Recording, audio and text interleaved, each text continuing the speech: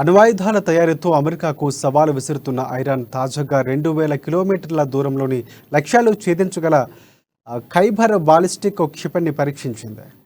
కోమ్రామ్ shower అలాగే ballistic క్షిపణిలో ఇది 4వ తరానికి చెందినదని ఇరాన్ రక్షణ శాఖ మంత్రి మహమ్మద్ రెజా తెలిపారు.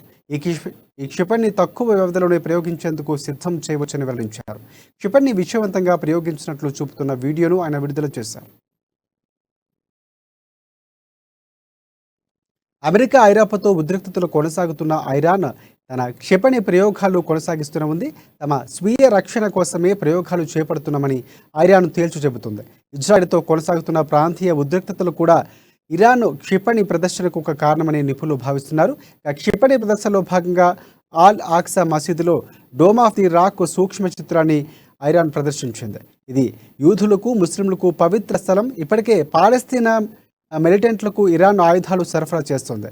ఇది కూడా ఇజ్రాయిల్ ఇరాన్ మధ్య ఉద్రిక్తతలకు దారితీసింది.